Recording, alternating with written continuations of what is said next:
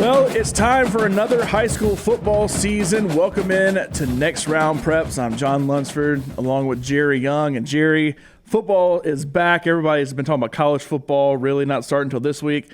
High school's always a week early. We're back for real. It's going. It's already going. You know, I'm so excited, and I am. You know, you can't help but get excited this time of year. One of the reasons we know that cool weather's around the corner. We've had one of the toughest summers and one of the toughest, fall camps, so to speak, these kids getting ready. A lot of the schools, starting at 5:30 in the morning to practice just to be able to get it in and be able to survive. So some schools, of course, with indoor practice facilities have used those, but most of them haven't. So I'm glad to see it get started. Let's get 2 or 3 weeks behind us and get to real football weather as well as real football. Yeah, it's hot out there. I did a lot of two-a-days back in my day, but I think I'd probably keel over in this kind of weather. So I'm glad a lot of these schools have been able to adopt the indoor practice facility. But it was hot, and this past week a lot of the games moved to 8 o'clock to try to accompany that, longer breaks. We'll have water timeouts here for the first few weeks of the season.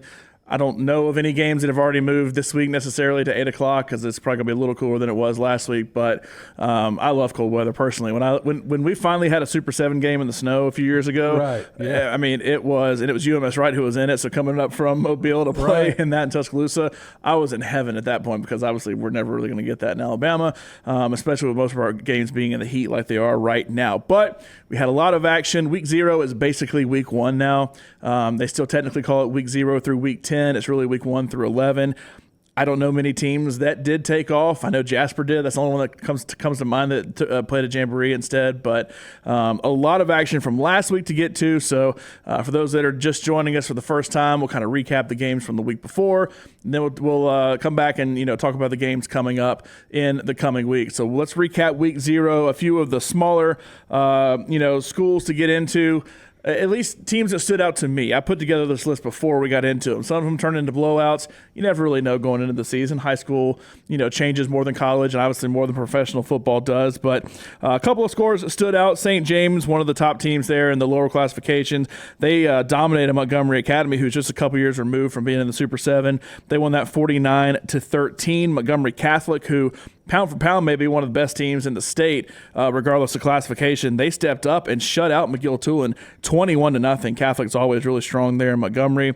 American Christian over in Tuscaloosa, always a strong program as well. They fought to Demopolis 29-20. Gulf Shores, they stepped down. They got a big win 41-20 over St. Michael. Of course, St. Michael, where Phillip Rivers is head coach. Not the only big head coach down there. We'll get to that in a second. And in South Alabama, Leeds, they fought to Mortimer Jordan. A little bit of an upset here, in my opinion. 31-28 Leeds falls to Mortimer Jordan. And Faith Academy stepping up in classification to take on Jag. And you might say, well, who is that? Is that his team from out of state? No. Throughout the season, this will be the first year you'll hear it. Montgomery schools have changed a couple of names. I got to make sure I get this right. Jag is Jeff Davis. JAG is the initial, I believe the last name of 3 people to spell out JAG there for that school. And Percy Julian is now what was Lee Montgomery in Montgomery. So when you hear those names, no, those aren't out-of-state teams. Those are actually teams there in, I guess, both are 7A Region 2.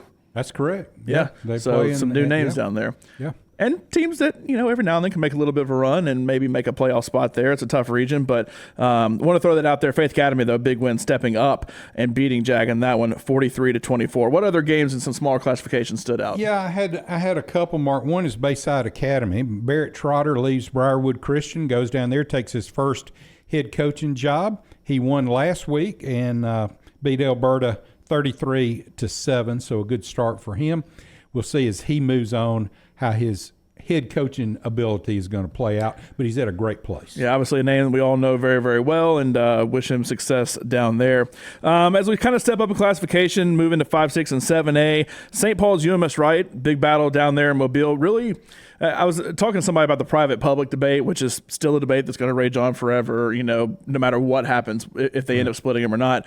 But St. Paul's UMS Wright, really the only 2 schools top of mind that are consistently having the competitive balance rule move them around, because St. Paul's up in 6A now, UMS Wright up in 5A. Right. UMS Wright got upset last year. I definitely think it was an upset losing to Charles Henderson. St. Paul's kind of tough in a region with Theodore, Spanish Ford, all these really good Saraland, who's maybe the best team in the state regardless of classification. But St. Paul's getting a big win, 14-7 over UMS Wright. I expect them both to drop back down next year, but big matchup down there between two private schools in Mobile. Ramsey, they beat Hueytown 28-14. Ramsey's had a pretty good team this year. Hueytown's one of those kind of back and forth. They may compete for a Super 7. They may, barely make it into the playoffs, but Ramsey, a team in 5A who's looking really, really good. And then maybe the matchup most people had their eyes on. We had our eyes on a lot of matchups in 7A, obviously, right. But the matchup I think most people had their eyes on, and that would be Pell City traveling to Moody. Rush Probst back in coaching. Jake Gaines coming from Thompson, name we knew from college football as well, but coming from Thompson last year, having a good season at Moody. And I don't know about you. I expected Moody to win this game very easily. I had them as a few touchdown favorite in this one, but Pell City, Rush Probst, has good football teams. There's a lot that you can say about him, but he does at least have good football teams.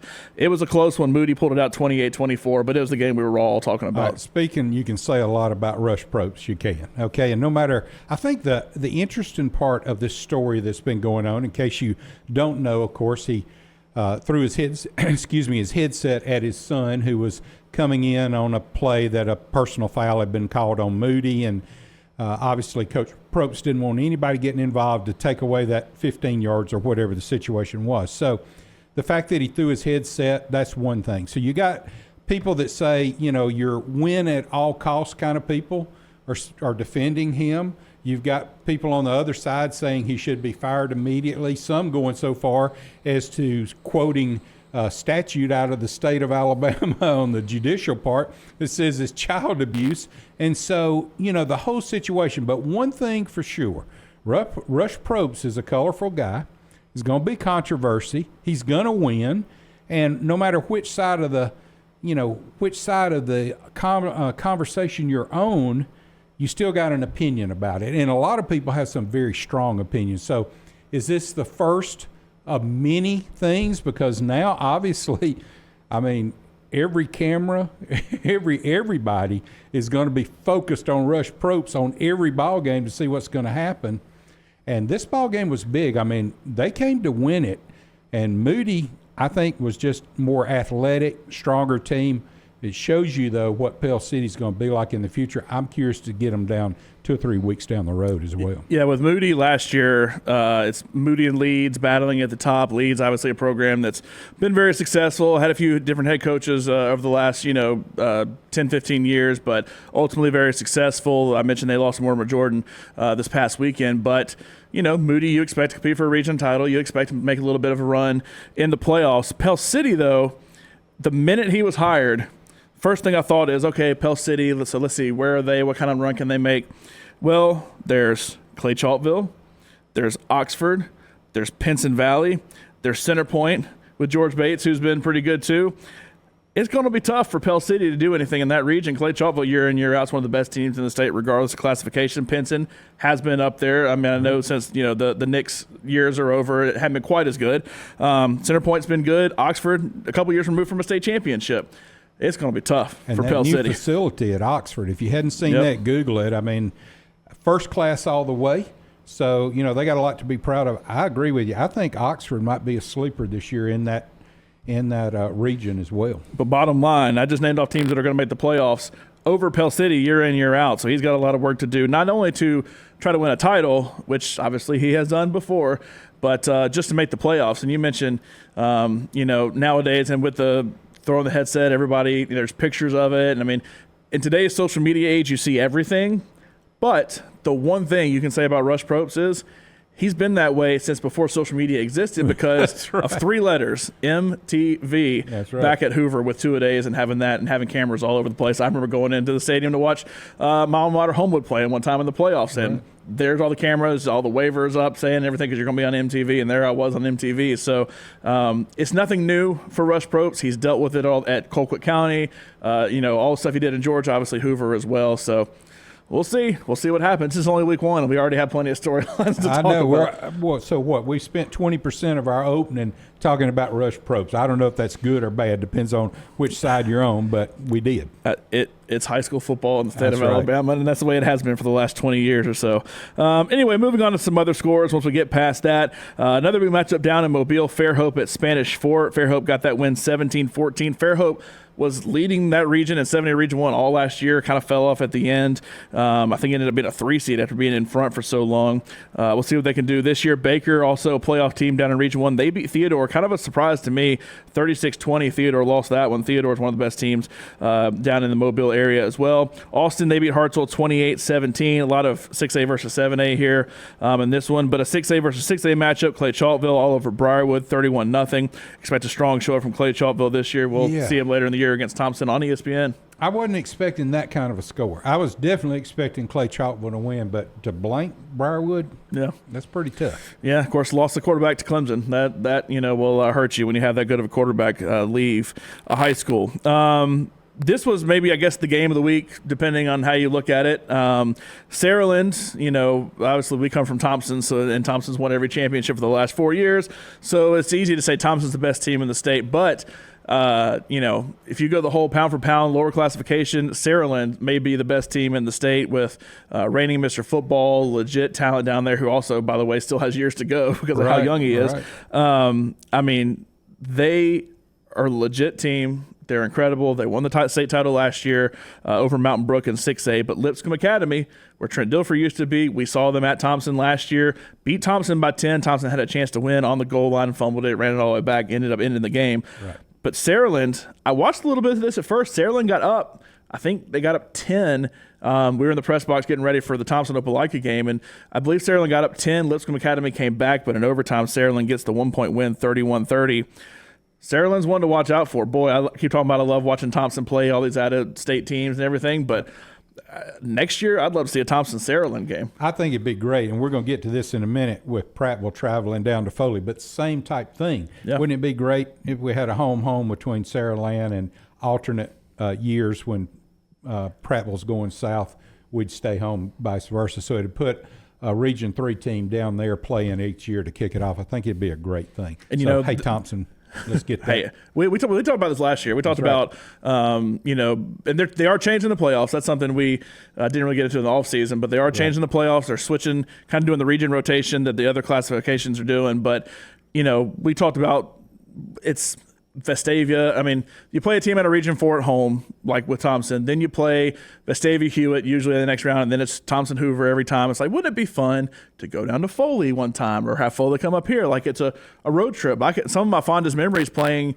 in the playoffs was going down to Mobile. I had 2 weeks in a row. I went to Fairhope and BC Rain to play in the playoffs, and I got to play at Lad Peebles one time. I got to experience Fairhope, which has a great atmosphere for high school football. That it would be cool if 7A teams could do that, if Hoover could do it, if Thompson could do it, if Hewitt could do it, if Vestavia could do it.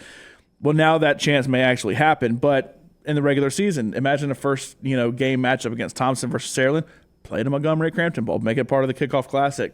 It used to be called the Champions Challenge or something like that. There's a very good chance you could have Thompson and Saraland as your two champions again this year. Boy, that would be a heck of a matchup to have moving forward. And staying down there in that part of the state, just a quick mention, Jamie Dubose, as we know, took over Orange Beach. They played their first game against the team that I used to call for 12 years, Milton High School. Milton is in Florida. They went over. They lost that game 7-0.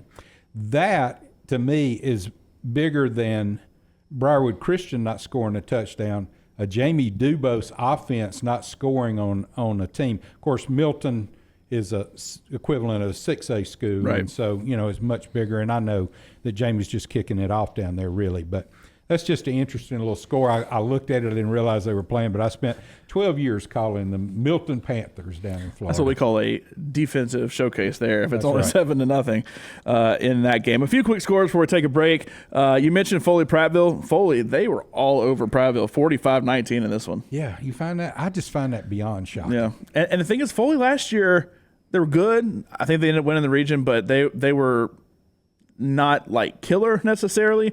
Prattville comes from such a tough region where they could have potentially made the playoffs. I would have thought Foley would win the game. I would not have thought Foley would have won it this bad. Right. I mean, that is a little shocking to see that. But, hey, region play begins for Prattville this week, so they got to get right to it. They're one of those 9-team regions. So we'll see how they ultimately fit in the region with Central Phoenix City, who beat you at Trussville 48-24, with Auburn, who beat Hoover 39-14, and then with Opelika, who lost to Thompson 44-13. But in the 7A Region 3 versus Region 2 showcase, Region 2 got the better of 7A Region 3. As good as we talk about this region is, Batavia looked good against Mountain Brook. They did not play a Region 2 team, but the other top three teams did, and it was 2-1 in favor of Region 2. Another close game, Tuscaloosa County had struggled with Tuscaloosa High School. I thought they were going to win it, but County came back and won it 24-21, which was a good win for them. Oak Mountain with a good start under new head coach. They beat Northridge 38-30. And one other score that just kind of stood out to me is Spain Park and Calera. Not that I didn't think they'd run away with it, but 55-0. We know Spain Park's going to be better. We know that Vestavia is going to be better, which obviously, the game was before. But Oak Mountain's going to be better. Region 3, those teams fighting for that fourth spot is going to be more of a competition than it's ever been. It is. And you mentioned Vestavia. They beat Mountain Brook Thursday, 35-10 in that one. All right, so we've talked about the week that was in week 0. We'll jump ahead to the week ahead with week 1. But before we get to week 1, one of our great new sponsors. Yeah, I want to tell you about a new sponsor. It's called Shepherd Equipment Company. And Shepherd, the reason I want to tell you live is because I couldn't figure out how to put the commercial into a commercial that would really explain what they do. But let's say you got a deck you need to tear down on the backside of your house. You got an old shed, something like that. They come in, they demolition that. They also have dumpster services. They have 15 and 20-yard dumpsters that they'll leave in your driveway for a week. So if you're doing your own project, they can do that very reasonably priced. They also have dump trailers, and they do land clearing. Like 20 acres. If I lived on I had a house one time, I was on 5 acres, but I only lived on 1 acre because the other 4 acres weren't ever cleaned off. And if I'd have known somebody like this to come in, bush hog, get all the undergrowth out, clear some small trees, make it where it's usable. So they do that sort of thing as well. If you've got a building out on your property, you got the ruts in the road and all that stuff, you can't get to it, they come in, do that, put the slag down, put the gravel down, make it easy. So many services. We're going to be talking about them throughout the year, but ShepherdEquipmentCompany.com is where you want to go and make sure that you check out everything there. It's Shepherd, SHEPARD, ShepherdEquipment.com. All right, thanks to Shepherd Equipment for sponsoring Next Round Preps. When we get back, week 1 action.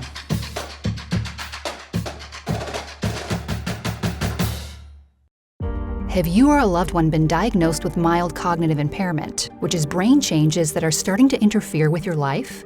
Did you know researchers have proven that these brain changes can be slowed down or reversed in many people that routinely exercise their brain? At the Care and Thrive Foundation, we specialize in helping you understand the specific areas of the brain that have changed and develop a brain health plan, including cognitive exercises, adaptive approaches, and helpful technology to proactively stay ahead of your brain wellness. Visit www.careandthrive.org for more information. We've partnered with Who Is Coffee to create the Next Round Blend, available in light, medium, and dark roast. 100% Arabica beans. Specialty coffee roasted on demand, available in whole bean or ground for drip pods. Espresso and coarse ground for French press. Go to nextround.store to get a link to pre-order today. Everyone that pre-orders will be entered to win a prize pack with coffees, shirts, hats, and tumblers. Nextround.store for the Next Round Blend.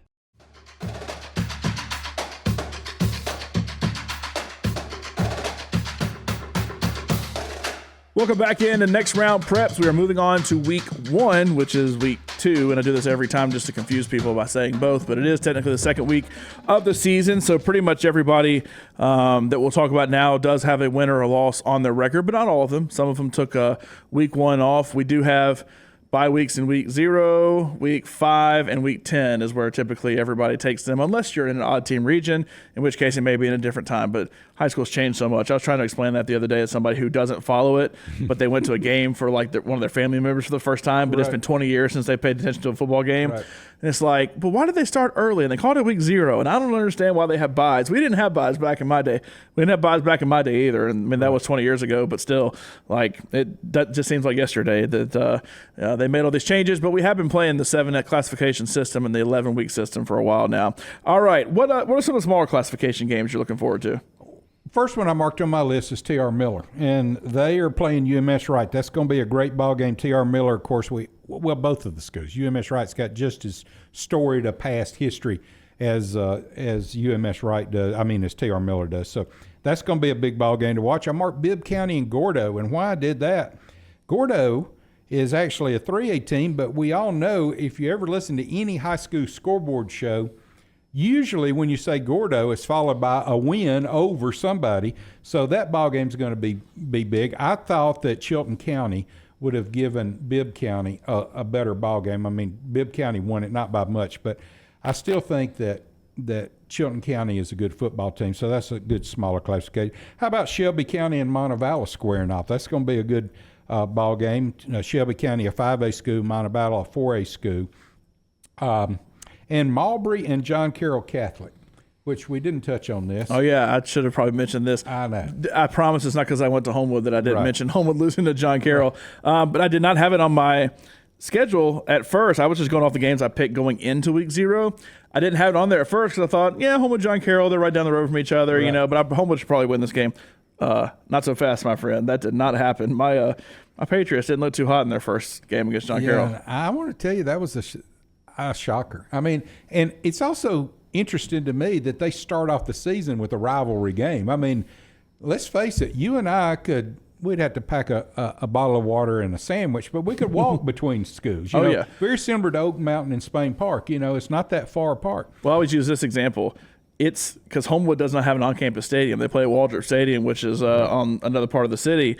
You have to drive past John Carroll High School and their football field to get to Waldrop Stadium. Every single time we drove right past it down Lakeshore to come back to Homewood and to go from the stadium to the school. So it's technically closer for Homewood to go to John Carroll than it is to go to their own stadium. Yeah, and we haven't touched on this, but we're going to too, about the IMG Thompson game being canceled, but we'll let you know that if you hadn't heard. But I was looking forward to that game because I know athletic director at Thompson is a graduate of John Carroll, and you being a graduate of Homewood, I knew that Coach Pitts was going to come up there and kind of get on you a little bit. Problem is, as a color guy, you typically bring up like where you played, because the whole reason you do color because you're a former player. And, it wasn't too hot to bring up Homewood there on that Thompson broadcast. But, big win for John Carroll. Congrats to John Carroll, turning things around there. And Homewood, a big game I was hoping to go to on Friday as well. Another change with that one that we'll talk about here in a second. Some other games moving up in classification. Moody, we mentioned them taking on Pell City last week. They're facing Sylacauga at Sylacauga this week. Pell City, meanwhile, taking on Leeds. Big team there from Moody's region. Leeds losing, though, last week. So I think Pell City, old Rush is probably going to get his first win here. You think so? I think so. Wow. At Pell City, first home game for Pell City, but Leeds did not look too hot last week, so we'll see. I'll be curious, but, only because Leeds is a 5A school, Pell City is a 6A school, they may have an advantage. But the Green Wave, got some good coaching as well. Leeds is Leeds. Trust me. We talked about that in the first one as well, but I think it's a little – Mortimer Jordan has been really good. They've been down, but got a big win last week over Leeds there. So Leeds is going in at 0-1. So is Pell City after falling to Moody. Central Clay County, Ben Russell, big rivalry down there. It's going to be at Ben Russell. Central Clay County has not played yet. They are one of those that'll come in 0-0. Ben Russell won last week, so they are 1-0. Down in Mobile, BC Rain at Viger, a couple of 1-0 teams. Team started off with a win. Pinson Valley at McAdory, pretty good game last year between these two. McAdory fell to start the season. Pinson Valley comes in at 1-0. And then I mentioned St. Paul's UMS right last week. St. Paul's taking on another private school from down there as they take on McGill-Tulane in a 9-team region. McGill-Tulane will be at St. Paul's in that game. Any other games around the 5A area that stand out to you? Not 5A so much. I got Shelby County and Montevallo I mentioned, but Russellville and Deschler up in the north part of the state, that's a tough ball game there. So that'll be interesting to watch. I marked one other, too, going back down south. Gulf Shores High School, we're going to keep up with them this year. They'll be playing Citronelle, two 5A schools. in region play early. That'll be a big ball game to start the season. A lot of times those Mobile regions end up with 9 teams. Actually, in 7A, it flipped this year because of Opelika coming up. That Region 2 is the 9-team region and not Region 1. But, yeah, a lot of those lower classifications do have 9 teams. Game that stood out to me, Hillcrest Tuscaloosa at Pike Road. Pike Road had been moving up. They started off 3A. New school. It's not a private thing. They had moved up 3A to 5A into 6A. Hillcrest will be at Pike Road this week. Coleman will be at Jasper. Coleman falling to Mars Hill. Mars Hill, one of those private schools as well, really small, that's been just absolutely killer. Came up, beat 6A Coleman. They'll be at Jasper this week, who's starting off their season. First real game. They played a jamboree last week. Clay Chalkville and Hueytown. This is actually Clay Chalkville has been the better team overall, but Clay and Hueytown met in the Super 7, I believe, 2 years ago. So these are two of the better teams in Class 6A taking on each other. It'll be at Hueytown. I would have thought that Hueytown would make this a closer game had they have played Ramsey closer. Yeah. I think the score at 28-14, I believe it was, that Ramsey beat them, shows me that Hueytown's offense may not be strong, and the strength of Clay Chalkville, of course, is their defense. They shut out Briarwood. It's interesting now, without Thompson playing IMG Academy, but coming into it, when Clay and Thompson play that game in Week 5, it'll be kind of their break from region play. I expected Clay to come in with less losses than Thompson. Now, that was because I had chalked up a loss to IMG Academy. Pretty much everybody plays them, loses them, even here in the state of Alabama. But, Thompson Vestavia is next week. That could be a potential loss. The way Vestavia's been playing, took it to Thompson last year in the playoffs. But Clay, I just fully expect to control that region, even with the great Rush Probst in that region now. I still expect them to control the region, and I expect them to beat Hueytown by a couple touchdowns as well. Briarwood, they're at Spain Park. Briarwood, we mentioned losing to Clay last week, 31-0. Spain Park, a dominant win over Calera, and we kind of expect Spain Park to maybe be a little bit of a player. It may take a couple of years, but be a player in 7A Region 3. Oak Mountain in Region 3, they're going to step down and play Pelham. Rivalry game there between those two. I got that one starred, and I'm going to tell you why. Pelham last week beat Jackson Olin 21-6, okay? And they are moving up in classification playing Oak Mountain. There are some unanswered questions on both of those teams. I think this matchup is going to answer a whole lot, even the second game of the season. I will be interested to see with Pelham. Pelham and Helena, that split happened, a while back. And right. I've been very interested to see who that next 7A Region 3 team will be. If Chelsea drops down the way they're moving everything around, I expect Helena to maybe jump up and have a region game against Oak Mountain at that point, in which case Pelham would not have a region game with Helena, so they would have to play that game separately and how that could maybe change around the schedule. So all those teams right there, I'm very fascinated to see in the realignment what happens. But Oak Mountain, Pelham, you're right, taking on each other, both sitting at 1-0 right now. My Homewood Patriots, after that loss to John Carroll, they were set to host Vestavia in this week. They played at Vestavia last year, so in the typical two-game cycle, Vestavia is the only team Homewood has played every single year of their existence. But the game has been moved to Vestavia because Homewood is currently doing stadium renovations and haven't quite gotten there yet. So they are building a Jumbotron. They're kind of taking the route a lot of schools are doing and really upgrading things.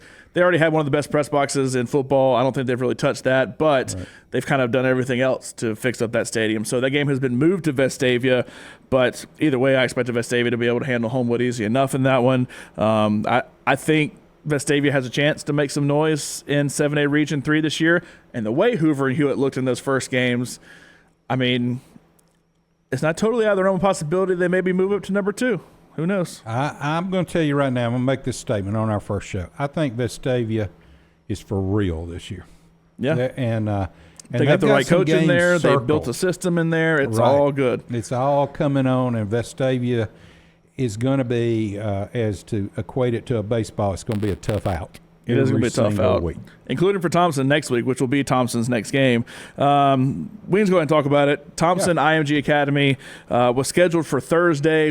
I have had this game. It wasn't even scheduled until this year, but I've had this game circled ever since Thompson started that run when Mark Freeman came up. And finally it was happening. I was hoping to be down in Florida. We make a vacation out of it, go down to Bradenton for that game, right. but spend some time in Tampa. But IMG Academy travels a lot for their games. They were coming up to Alabaster to play that one, but because of the hurricane down there in Florida, they decided it was best not to travel.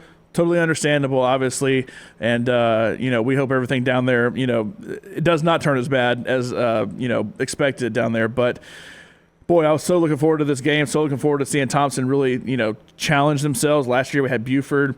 turned into a blowout. A lot of pick sixes, random things in that game that kind of turned into a blowout. Lipscomb Academy should have beaten them last year, had the ball on the goal line to win the game. And then IMG Academy not coming into town, so that one will be canceled. Thompson, it's going to be impossible to reschedule something, obviously, for this week, and then their off week coming week 10, it's going to be pretty much impossible to schedule something there. So Thompson's next game will be against Vestavia in Alabaster next week, but you won't hear that game. So I guess this week, if you're looking for a game, you can finally go watch somebody else, because I know everybody's watching Thompson every week. Yeah, and I hate to jump all the way back down to smaller classification, but it reminded me of something. Brookwood High School has got a new stadium this year. Yeah. And that's where my parents grew up, and the stadium is named after my cousin, Billy Joe Young Stadium. And they were gracious enough, or I don't say gracious, did the right thing in naming the new stadium Billy Joe Young Field or Stadium as well. Their inaugural home game is tomorrow night. So I'm looking forward. I might have to slip down there and visit the new stadium. So that's didn't mean to do that. That's a little personal thing. I played a couple games there as well. They were in our region when I was at Homewood, so was able to play there. And then when I made the connection all these years later with you and me, that so I'm glad you're able to get to go to that, despite the fact that Thompson's not going to have a game, so they'll kick off their home slate next week. Moving on to some other games, Hewitt-Trussville, they're at Gadsden City, a former 7A Region 3 team that fell down. Hewitt-Trussville not looking good last week. A chance for them to bounce back on the road. All right, I got something to say about this. About 4 or 5 years ago, round one of the playoffs, Hewitt-Trussville was region champs, I believe, that year, if I'm not mistaken. May not have been, but they were in the top seed. Gadsden City traveled down to play them in Gadsden City. I call that game, threw a touchdown pass right at the end of the game down the left side. Great catch by the receiver, and Gadsden City beat them. I tell you what, for 4 or 5 years, 6 years, however long it's been, they got this game circled. They want Gadsden City. Yeah, and Hewitt, I mean, they need to show something to all the people here in Birmingham that are saying, and I was one of those thinking, look, you got Peyton Floyd coming back. Obviously, Josh Floyd knows what he's doing. They've been so close. They had a chance to beat Thompson last year on the goal line, didn't get it. They've been so close. They've had some opportunities against Hoover. They're always that third team, and it's like, can they break through and be number 2? Can they even break through and be number 1 maybe? But then that Central Phoenix City game. Now, don't get me wrong. Central Phoenix City and Auburn are two of the best teams in the state right there with Thompson, Hoover, and Hewitt. I'll throw in there too. But, I mean, they took it to Hoover and Hewitt. Both of those teams have a lot to prove. Hoover, they're stepping out of state to take on Oak Grove out of Mississippi.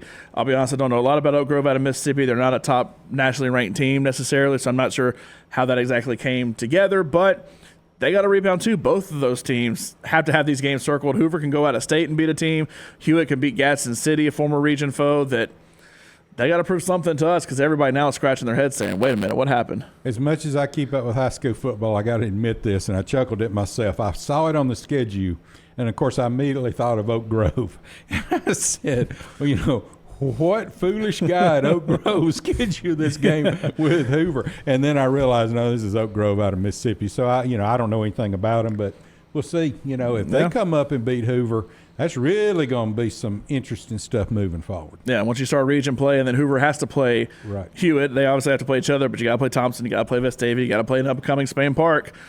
I mean, I outside – even with Thompson, there were some moments watching that first game, and I know it's first game jitters, and they may have looked bad against IMG Academy, who knows. But after that Thompson-Vestavia game, we're going to know a lot about those two teams, and if that's a good close game, that may be your top two teams right there. Hoover and Hewitt may have to be fighting for number 3, but we'll see. Hoover gets Vestavia Hills right after us. Yeah. Right after us. I say us, Thompson. And if you don't know, we do play-by-play for Thompson High School. So I would promote this league, but we don't have a game to promote. Didn't mean to say it that way, but that's going to be, back-to-back for Vestavia. So yeah, it could be an interesting little start for them. Hey, and, I hate to say it, but if you told me they started off 2-0 in region play, I wouldn't be totally shocked. That's correct. Me either. So that's where things are now with Vestavia. That's where things are with Region 3. It's a competitive region. A couple of games I forgot to mention, by the way. Parker at Ramsey should be a good one. Ramsey, they're trying to make a little bit of a run this year, see if they can win them a state title. Then Mountain Brook at James Clemens. Mountain Brook, who fell to Vestavia last week. They fell to Saraland in the state championship game last year. They're at James Clemens, who beat Gardendale last week. So a big win there for the Jets over Gardendale. I'm glad you said that, because North Gwinnett's coming to Gardendale out of Atlanta. That's going to be a good ball game. Yeah, so a lot of really good week 1 matchups. Any other games you want want to talk about before we move on? I think we've pretty much covered. Spain Park should handle Briarwood Christian. I think we mentioned that earlier. I still got the Pell City Leeds game circled this week. I don't know why. I just can't wait to see what happens. Well, it sure seems like it was a good one with Moody, with plenty of storylines coming out. Who knows? It's the second week of Rush Probst. Who knows what storylines could be coming out of Pell City and Leeds this week. All right, so that's week 1. We've previewed all the big games, and we'll have it all for you again next week. Every Thursday at 1 o'clock, you can catch Next Round Preps here.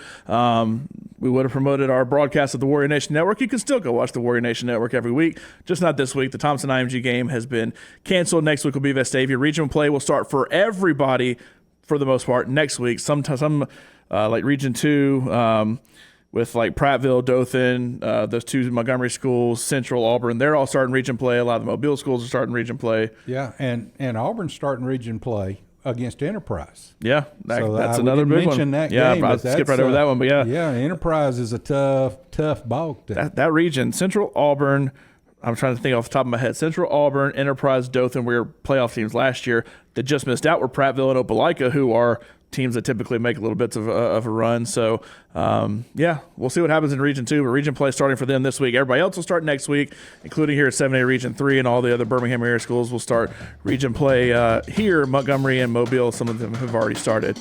All right, week 1. I'm excited. I'm excited to be able to actually sit down and watch some games because we won't be at Thompson this week. It'll have been on Thursday anyway. But, we'll see what happens with all these schools, and we'll see what happens, and we'll recap it all Thursdays at 1 o'clock right here on Next Round Preps.